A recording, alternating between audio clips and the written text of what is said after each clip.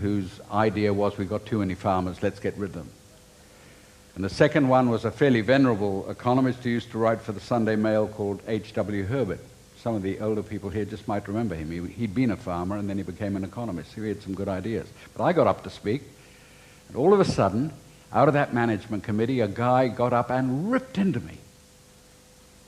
This is absolute nonsense, talking about funny money and producing money and using our own credit. He said, we've been through all this in the Depression, it's a load of rubbish, and this guy's talking funny money. And I got all hot under the collar and I swore at him, and it ended up in a great battle. And finally the chairman, whose name was Bob Sparks, I don't know if anybody remembers that name, called a halt and said, we better have lunch and cool off.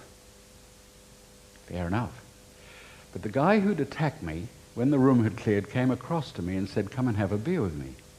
We walked out of the hotel, which was in George Street, went across to a bar, and we had a beer and sat down. And he said, of course, you're absolutely right, you know. But you know as well as I do what would happen if we picked this up. We'd lose, I mean, look at the overdraft our party has got. Look at the donations that we expect from the big companies. All that would dry up. We wouldn't win the next election. Now, he happened to be the Federal Minister for Agriculture, and his name was Charlie Adderman. And not only was he a politician, but he gave a Sunday school, 1-hour broadcast from Kingaroy every week, and he did that for 50 years, on standing for the truth and all that stuff. So we went back at 2 o'clock, and this guy who told me I was right got up and attacked me again. Oh, funny money, we can't have any of that rubbish. By that time I was pretty speechless. He then retired from Parliament and got a knighthood, and I was producing a newspaper in the rural areas of Queensland called Queensland Calling, and he agreed to become the patron of it. And he wrote some good articles on money. Once he'd got out, he'd got his pension and was out of the battle, he was prepared to tell the truth. So it's not a question of logic. It's a question of huge power movements. And I want to tell you some of the things that are important about that. You might remember the last election when One Nation stood for office in Canberra. They put forward a suggestion that they ought to produce a bank to finance small business and farmers in Australia to the tune of $150 million.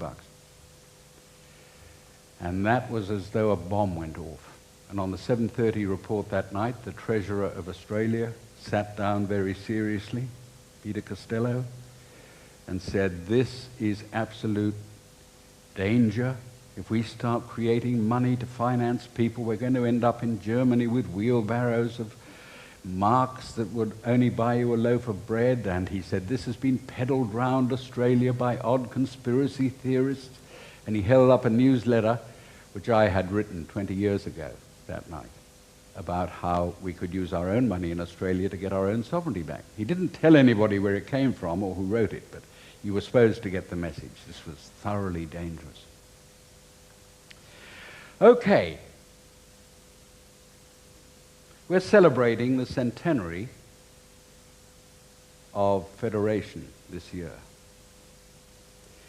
And 100 years ago, Australia became a nation with its own flag and its own central parliament, and all the states handed some power in, and we became what is today the Commonwealth of Australia.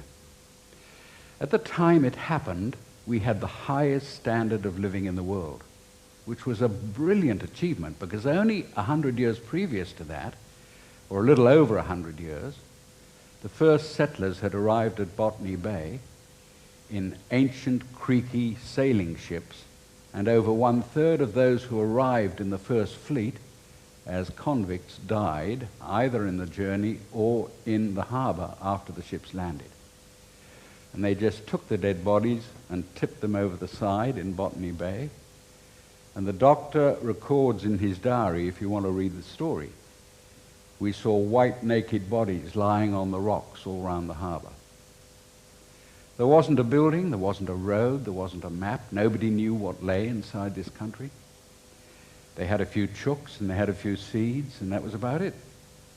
And within 100 years, or just about over 100 years, we were the highest standard of living in the world. Nothing like it has ever been done before.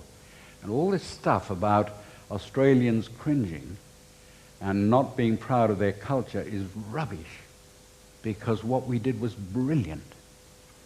We opened up the whole of this area. We had